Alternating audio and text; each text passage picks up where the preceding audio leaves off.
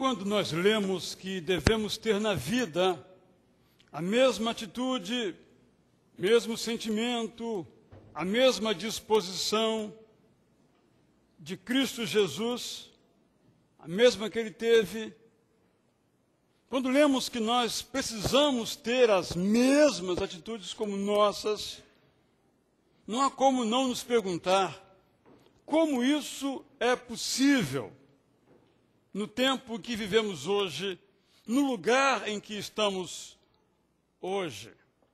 E nós nos perguntamos porque nós lemos a declaração bíblica de que esta deve ser a nossa disposição. E lemos também, e essas palavras ecoam nas nossas almas, que aquele que afirma que permanece em Jesus deve andar como Jesus andou. De que modo, então, podemos andar como Jesus andou? De que modo podemos ser semelhantes, iguais a Jesus?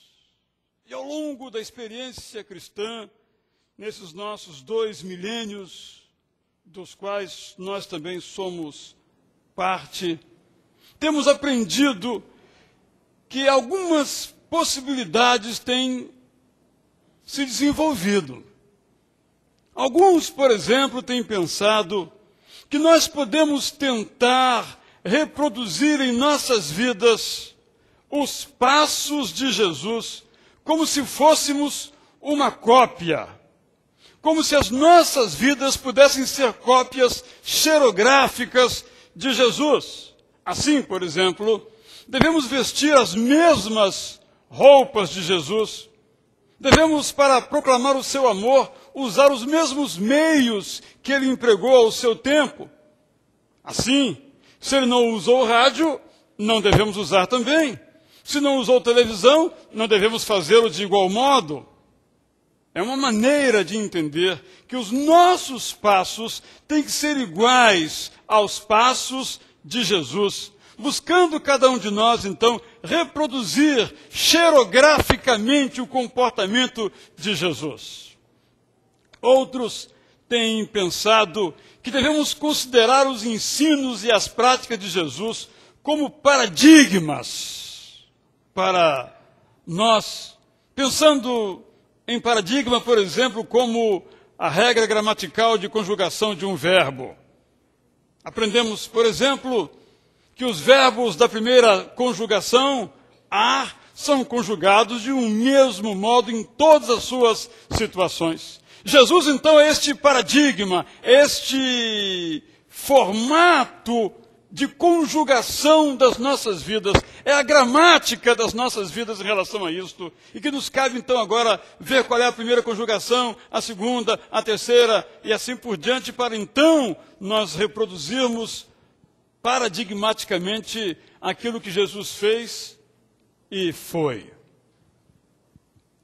Outros têm tomado Jesus como um modelo. Uma possibilidade ilustrativa disto é que quando você oferece, por exemplo, a um pintor ou um escultor uma fotografia de alguém e pede que ele reproduza, ele busca reproduzir aquele modelo segundo a sua percepção. Penso alguns, então, que é assim que nós devemos fazer. Cada um de nós, diante do modelo que é Jesus, faz, compõe a sua obra de arte. Tantos os artistas, tanto os quadros, tantas as esculturas. Em Filipenses 2, 5 a 11, nós temos bem evidenciado para todos nós, nesse hino que o apóstolo Paulo cita nesta carta, que Jesus deve ser pensado por nós não como uma xerox, não como um paradigma, mas como um modelo de um homem pleno que nós também podemos ser. Dito de outro modo, nosso sempre seja o sábio sentimento de Jesus. Que Deus tinha de Deus o mesmo status, mas preferiu pôr em curso uma dolorosa missão, de sua casa partindo e do conforto abrindo mão, ele mesmo se esvaziando à completa humilhação de viver como escravo em alegre submissão, até encontrar a morte estampada na cruz, cortando-lhe o corpo de seu sangue e fazendo pus. Com estas imagens, sobre o palco desce o pano. Abre-se o livro para exibir, agora, todo exaltado, o mesmo que se tinha antes todo humilhado. O servo sofredor é agora Deus soberano, diante de quem deve celebrar ajoelhado todo aquele que quer ser plenamente humano.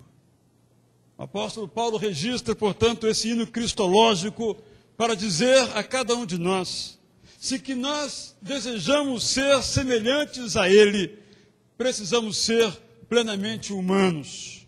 A santidade, portanto, inclui o silêncio, mas esse silêncio tem que ser completado com um abraço no outro. Talvez pudéssemos dizer, quanto mais santo eu sou, mais perto de Deus eu estou. Talvez pudéssemos dizer, quanto mais santo eu sou, mais eu amo meu Deus, isso é verdade. Mas o que nós aprendemos nesse hino cristológico é que quanto mais santo eu sou, mais eu amo meu próximo, como uma decorrência do meu amor a Deus. A imitação, portanto, de Jesus se dá na prática. A exaltação de Jesus como Senhor da história precisa começar com uma vida que proclame a esse Jesus de uma maneira clara, compromissada, apaixonada. Há práticas, atitudes em Jesus que são exclusivas dele, que nós não podemos imitar. Há ações e atitudes, sentimentos, disposições em Jesus que nós não podemos reproduzir, nem como xerox, nem como paradigma e nem como modelo. Jesus, por exemplo, jamais pecou. E nós, por mais que busquemos uma vida pura, por mais que desejemos ter uma vida pura, nós não podemos não pecar. É de nossa natureza, mesmo de nossa natureza redimida, é de nossa natureza pecar. Porque a queda ainda tem efeitos sobre nós. Não tem mais um efeito total, mas ainda tem um efeito. É um engano. O ensino de alguns, nos tempos de Jesus, nos tempos nossos, de que quem é redimido na cruz não peca mais. A nossa experiência, respaldada na grandeza do Novo Testamento, mostra que esta é uma impossibilidade. Só Jesus jamais pecou. Jesus expiou os pecados dos outros.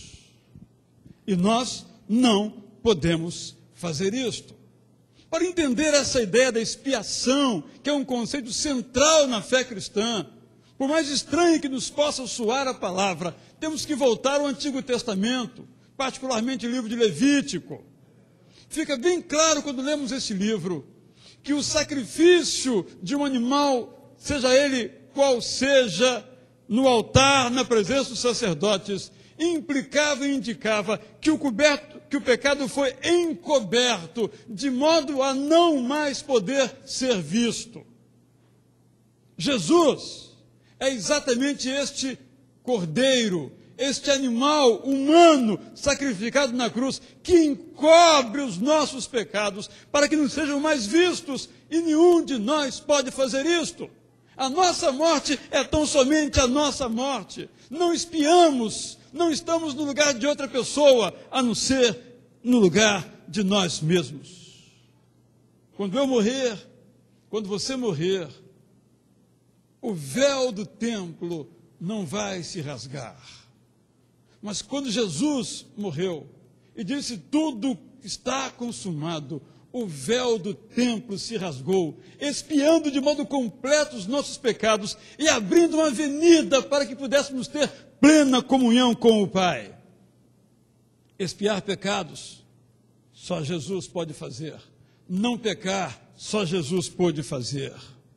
Mas ainda, Jesus foi plenamente justo. Ele é apresentado como justo, como santo, nunca errou em seus juízos, nunca ensinou sequer uma frase que contivesse algo que não fosse a verdade.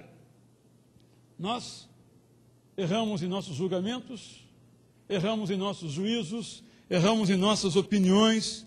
É por isso que frequentemente nós mudamos de opinião e mudamos de juízo, porque não somos plenamente justos, por mais que queiramos, por mais que busquemos. Mas ainda, Jesus tinha um poder que na história ninguém jamais teve. Jesus transformava a vida de uma pessoa com um simples olhar. E eu me enterneço quando leio a narrativa da chamada de Mateus. Apenas olhou. Os olhos de Mateus se cruzaram com os olhos de Jesus. Jesus disse: Mateus, segue-me. Nenhum discurso, nenhuma pregação. O seu olhar deu sentido à vida de Mateus. Nenhum de nós pode fazer isto. Jesus fazia milagres com o seu próprio poder. E nós, o máximo que podemos fazer e devemos fazer é pedir que Ele manifeste em nós e através de nós este poder. E quando Ele faz é algo maravilhoso, mas não é o nosso poder. Mais ainda, Jesus tinha uma intimidade com o Pai que nenhum de nós pode ter. Podemos também chamar ao nosso Deus de Abba, de Pai, Papai, Paizinho, como Jesus chamou. Mas nenhum de nós é o Filho unigênito de Deus. Nenhum de nós pode dizer, eu e Deus somos um. Nenhum de nós pode afirmar, quem me vê a mim, vê o Pai. Mas Jesus podia fazê-lo. Jesus tinha a luz própria de quem era Deus. E a luz que nós irradiamos e emitimos tão somente reflete a luz de Deus. Podemos e devemos ser próximos, íntimos de Deus, mas nunca o seremos no sentido em que Jesus foi íntimo do Pai, íntimo do Espírito Santo, aquele chamava de meu Consolador, aquele que completaria em nós a obra que Ele começou. Eu quero ser semelhante a Jesus, mas não quero ser semelhante a Ele jamais pecando, porque eu sei que não poderei jamais alcançar este alvo. E Deus não nos coloca alvo que não possamos alcançar. Eu quero ser semelhante a Jesus, mas eu sei que eu não posso espiar os pecados dos outros. O máximo que eu posso fazer é anunciar o perdão de Deus para todos os pecadores, eu inclusive. Eu busco a justiça, mas sei que jamais serei plenamente justo. Eu sei que jamais terei o poder que Jesus Cristo teve. Eu sei que jamais poderei ter a intimidade com o Pai que Jesus teve. Mas há uma semelhança que eu posso alcançar. Para tanto, nós precisamos conhecer Jesus, começando por sua missão. Jesus não foi um mestre qualquer, um pregador qualquer. Jesus era plenamente Deus, plenamente homem, que aqui veio com a missão de salvar todo aquele que estava perdido. Essas são as palavras que precisam ser ditas. Jesus veio para tirar do precipício a ovelha transviada. Jesus veio procurar a moeda que estava escondida. Jesus veio trazer saúde aos doentes. Jesus veio trazer liberdade aos presos. Recentemente, a revista Ultimato publicou uma longa reportagem sobre o ministério que é desenvolvido nos presídios do Brasil. No número seguinte, ela trouxe uma série, várias páginas de cartas de alguns desses presidiários alcançados pela graça de Jesus. Todos com um desejo, deixar a prisão. Mas todos com uma declaração: eu estou preso, mas sou livre. Não combinaram entre si as cartas. São de diferentes presídios. Mas disseram claramente: eu estou preso, mas eu sou livre. Porque Jesus veio trazer liberdade aos cativos. Liberdade àqueles que estão nos presídios e àqueles que se encontram trancafiados nas suas próprias trevas interiores por causa do pecado. Esta é a missão de Jesus, que precisamos conhecer. E também precisamos conhecer de Jesus os seus ensinos. Ele ensinou que as pessoas são mais importantes do que as coisas. Ele ensinou que a vida é mais importante do que a religião. Ele ensinou que o amor deve ser sempre unilateral. É por isso que o amor que ele nos ensina a ter alcança até os inimigos. Ele ensinou que os desprotegidos, sejam eles quais forem, porque mudam nas sociedades, mas sempre estão presentes, devem ser cuidados. Ele ensinou que somos todos iguais diante de Deus, mesmo que as injustiças do mundo nos tornem desiguais por causa da humana maldade. Precisamos conhecer a missão de Jesus, os ensinos de Jesus e as atitudes de Jesus. Por meio dessas atitudes, Jesus mostrou quem Deus é e como Deus é. É por isso que Jesus se revolta quando a religião é transformada em comércio, alimentando não os famintos espirituais, mas engordando os que manipulam a religião. É por isso que Jesus aceitou ter o seu corpo perfumado por uma prostituta, que antes o aceitara como Senhor e Salvador. É por isso que ele foi jantar na casa de um fariseu, ou na casa de um corrupto como Zaqueu, porque esses precisavam ter os seus corações mudados pelas palavras e pelas atitudes de Jesus.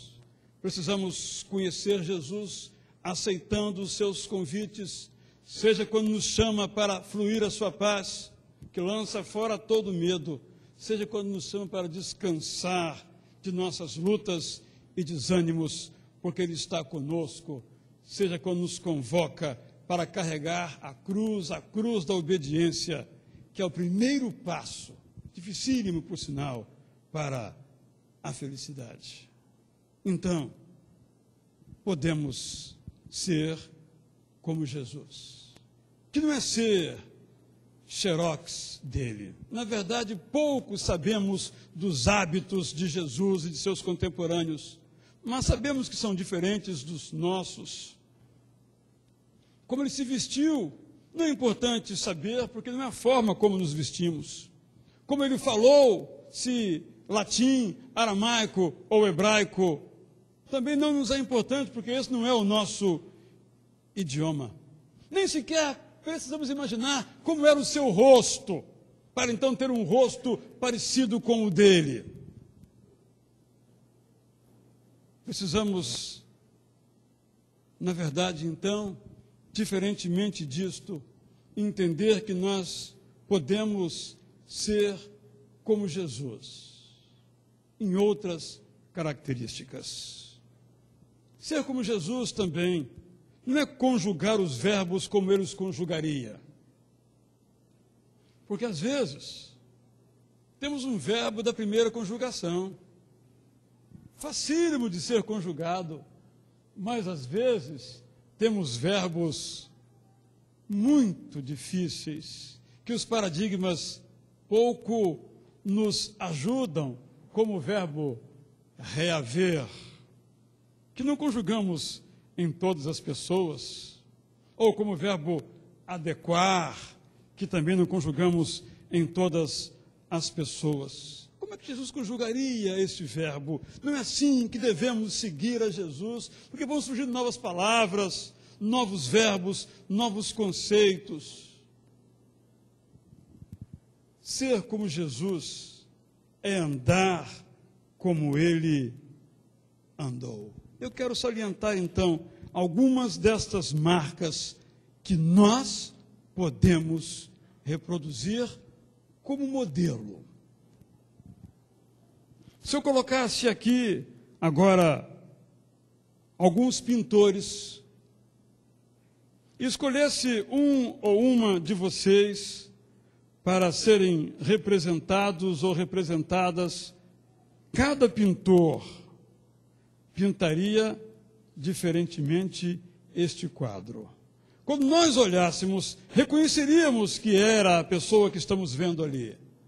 Mas cada quadro é diferente. É assim que devemos seguir a Jesus, que nos respeita em nossa individualidade, que respeita a nossa personalidade, que leva em conta a nossa história, que nos faz que sejamos aquilo que nós podemos de fato ser.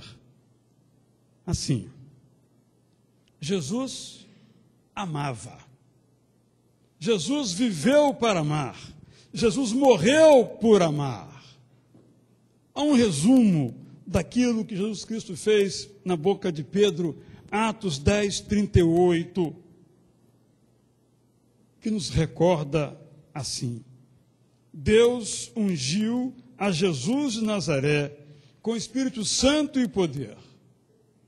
E esse Jesus de Nazaré andou por toda parte fazendo o bem, porque Deus estava com ele. Só seremos semelhantes a Jesus se amarmos como Jesus amou, amando aqueles que estão em necessidade, amando os que não podem retribuir.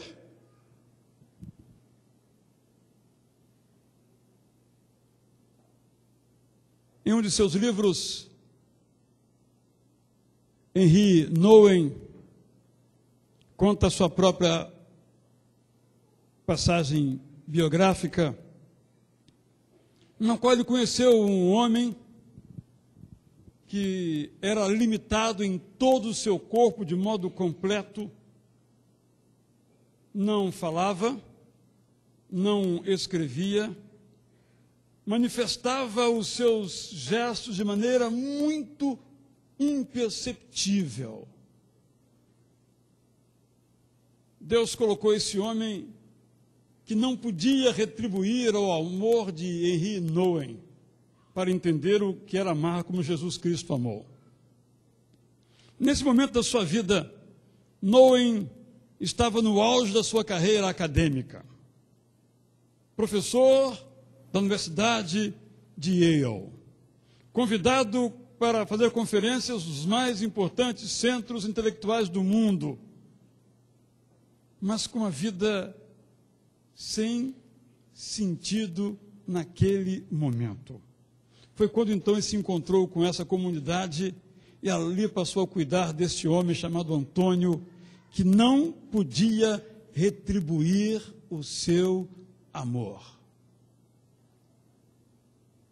Não entendeu que Deus colocou Antônio na sua vida para que Nouwen entendesse que devemos amar mesmo quando não há retribuição. Se amamos quando há retribuição, a pergunta é: amamos mesmo?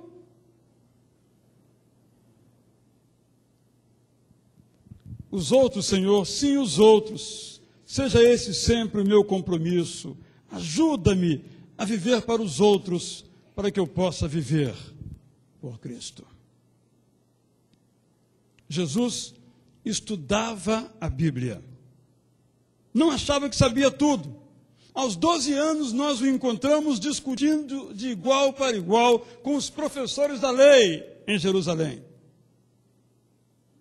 Quando nós percorremos os evangelhos de Mateus, Marcos, Lucas e João, nós vemos que nas horas mais difíceis da sua vida, como na tentação, na morte, como na hora do grande sucesso em que todos o apertavam para aclamá-lo, Jesus se retirava para orar. Jesus era alguém importante que estudava a Bíblia e que orava. Nunca estava ocupado demais, como eu estou muitas vezes, para orar.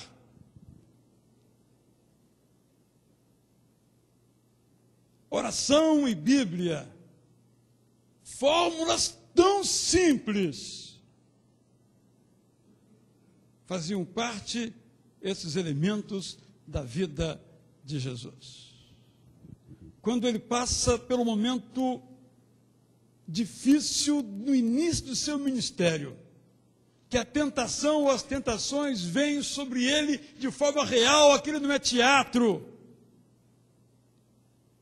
Nessas horas, todas as suas respostas foram versículos da palavra de Deus.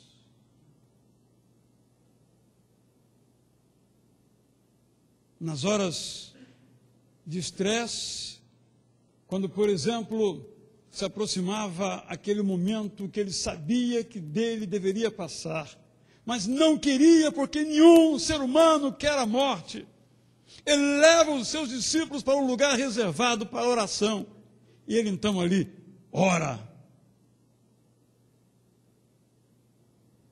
Só seremos semelhantes a Jesus, estudando a Bíblia como ele estudava, buscando intimidade com Deus, que vem durante a oração. Mas ainda, ao destacar então essas marcas em Jesus, como marcas nas quais nós podemos e nós devemos ser semelhantes a Ele, recapitulo então que Ele amava, que Ele estudava a Bíblia, que Ele orava e que Ele era fiel à sua missão. Por ser fiel à sua missão, Jesus se esvaziou, que é o centro do hino que o apóstolo Paulo transcreve no capítulo 2 da sua carta, como nós sabemos. Semelhante a Jesus é quem se esvazia, semelhante a Jesus é quem se deixa esvaziar pelo Espírito Santo de Deus, para estar disponível para a vida e para a morte. Quem tem missão própria e está cheio de si? O seguidor de Jesus tem a missão de Jesus. E só seremos semelhantes a Ele se formos fiéis à missão que nos deu. Se houver um preço a ser pago, esse preço nós pagaremos. Semelhante a Jesus, a quem vive incomodado por Ele. Não aquela que se acomoda nos confortos que o tempo lhe traz. Os saciados pela sociedade não são semelhantes a Jesus. São filhos do seu tempo, não herdeiros de Cristo. Têm o caráter dos seus amigos, dos seus colegas, das pessoas do seu tempo, não o caráter de Jesus, que nós adquirimos quando amamos e para amar, quando estudamos a Bíblia para compreender o propósito de Deus para nós, quando oramos para ter intimidade com Ele, quando então nós buscamos ser fiéis à nossa missão. Eu quero então, depois dessa exposição, convidar você a uma decisão. A primeira é esta: eu decido aceitar Jesus como aquele apresentado no Novo Testamento. aceito Jesus como predito no Antigo Testamento, como descrito no Novo Testamento.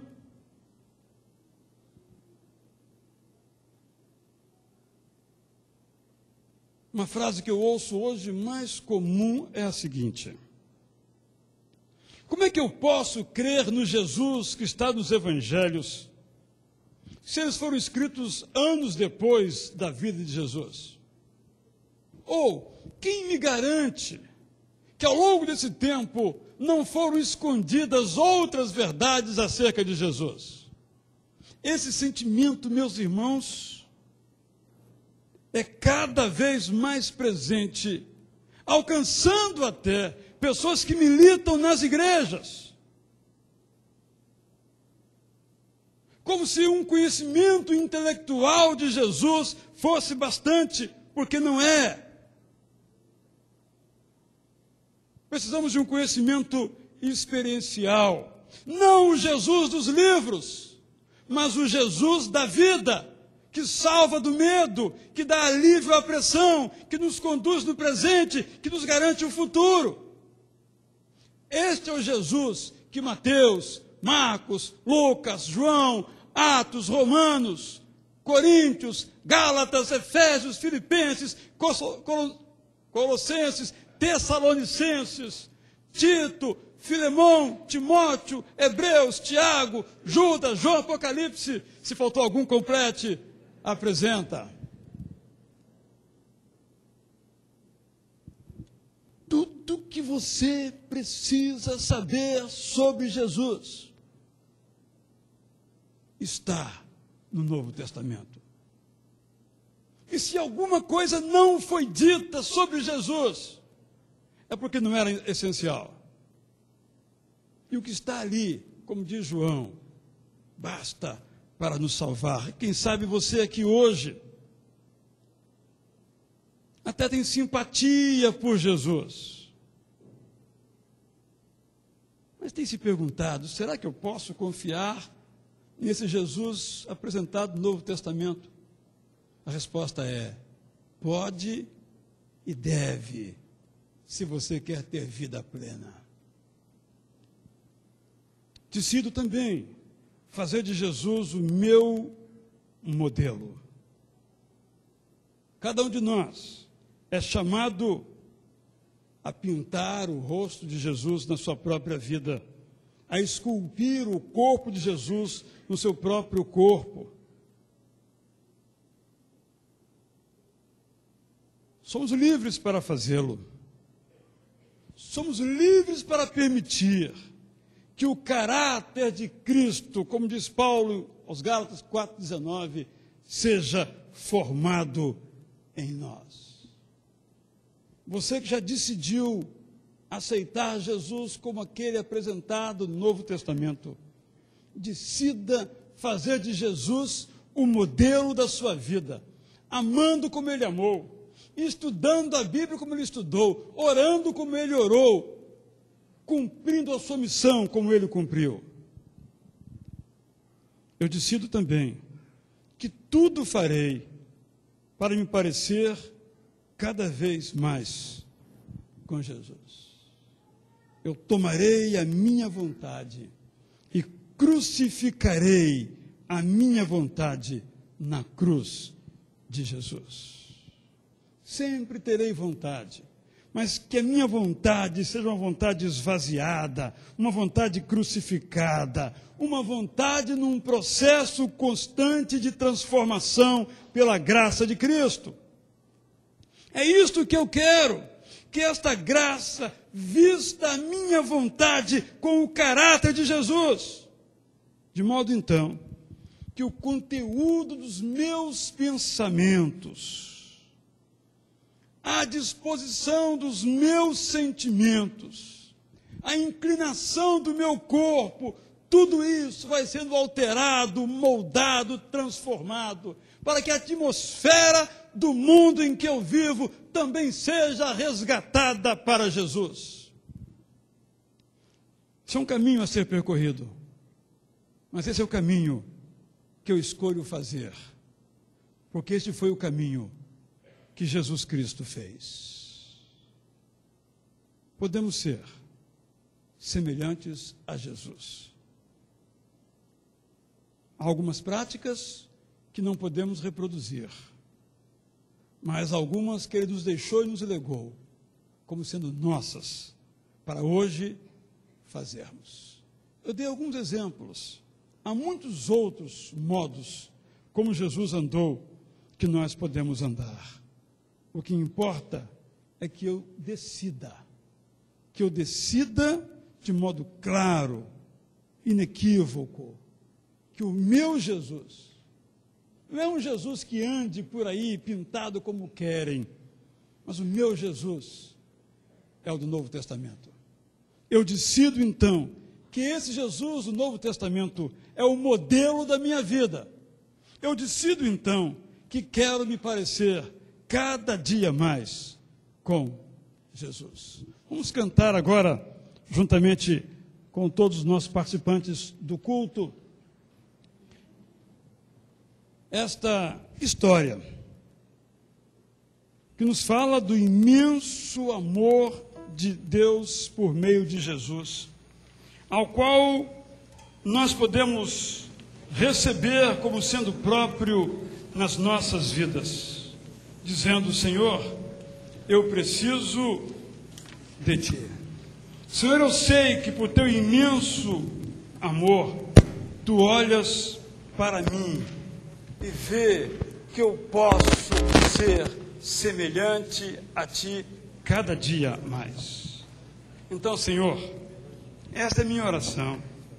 Eu quero olhar em Teus olhos e ser transformado pelo Senhor. Eu quero olhar nos Teus olhos e na minha vida ser restaurado naquilo que eu preciso ser restaurado. Talvez você venha lutando com algum hábito difícil que se tornou até mesmo um vício na sua vida e tem tentado sozinho se libertar. A música que estamos cantando diz que Ele, Jesus, é que me restaura. São olhos de amor para mim, para você, olhos de amor sobre todos nós, pecadores, mas pecadores amados por Jesus. Enquanto nós cantamos, vamos ficar em pé. Se há aqui alguma pessoa que toma nesta noite a decisão de seguir a Jesus como modelo da sua vida, ser restaurado por Ele, ser abençoado por Ele, ser salvo por Ele, eu lhe convido a sair de onde estiver, vir aqui para orar por você. Se há aqui alguém também que tem tentado com suas próprias forças caminhos de imitação de Jesus, de libertação de suas dificuldades, mas não tem conseguido, mas quer colocar a sua necessidade, a sua dificuldade, para que Deus faça a restauração e a transformação, eu lhe convido também a vir aqui. Não vou perguntar qual é a sua necessidade de restauração, mas que Deus restaure você. E todos os demais, enquanto nós cantamos, seja este o seu desejo de se parecer com Jesus.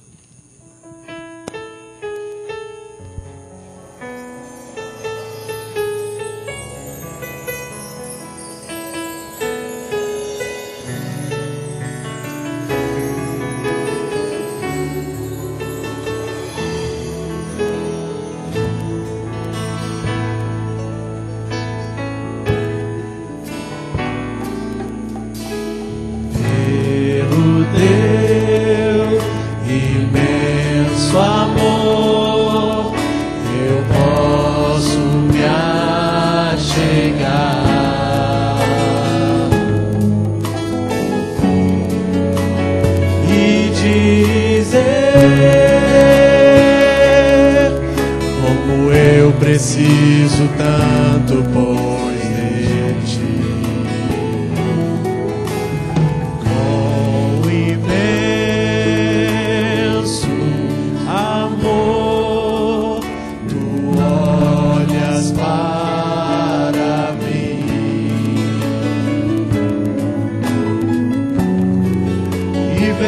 algo melhor que a condição que eu vivo agora. Quero olhar em teus olhos e ser transformado. Quero olhar em teus olhos e ser restaurado. Os teus olhos de amor não me olham como pecador, olham-me como filho que clama pelo teu amor.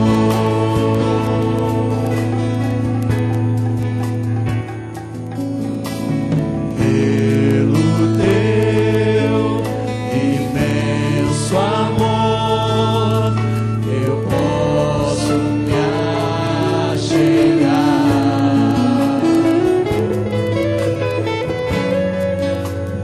e dizer como eu preciso tanto, pois deixe com imenso amor tu olhas para mim e vês algo melhor que a condição que eu vivo agora.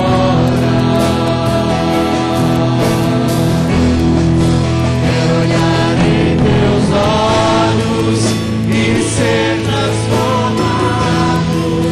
Quero olhar em teus olhos e ser restaurado.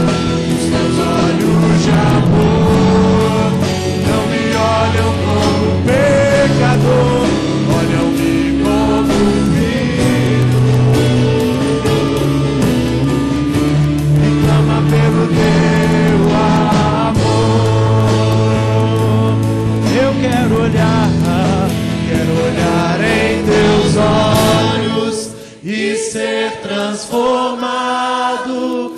Quero olhar em teus olhos e ser restaurado. Os teus olhos de amor não me olham como pecador, olham-me como filho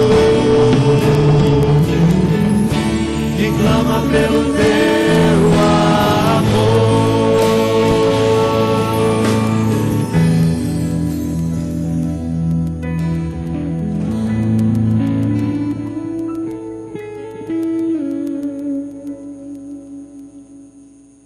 Ainda os irmãos em pé, antes da oração final, eu quero agradecer muito aos jovens de nossa igreja que se dedicaram para que tivéssemos esses dias aqui desde a última sexta-feira. Desejar que, como Daniel disse na abertura de nosso culto nesta noite, seja uma oportunidade de solidificação, de fortalecimento, que na graça de Jesus Cristo vocês possam prosseguir crescendo para serem, como todos os demais, semelhantes a Jesus. Que Deus abençoe a todos vocês e Deus ponha no coração daqueles que se empenharam, que se envolveram, que vale a pena servir ao Senhor. Antes da oração também quero dizer que aqueles irmãos que se inscreveram para o nosso programa Academia da Alma e que não receberam porque se esgotaram na quarta-feira as cópias dos seus roteiros, que estão disponíveis para os que se inscreveram lá na secretaria com a Valéria descendo à esquerda, podem pegar lá então. E aqueles que não se inscreveram, mas desejarem vir, poderão se inscrever ao longo da semana para que produzamos novos roteiros para você participar desse culto da quarta-feira, 7 horas às 7h30, culto de oração, e 7h30 em seguida, então, a nossa Academia da Alma. Vamos falar nessa quarta-feira sobre a pureza. Que Deus, então, agora, meus irmãos, pelo seu imenso amor, aqui cantado, aqui demonstrado, nos abençoe com a sua graça.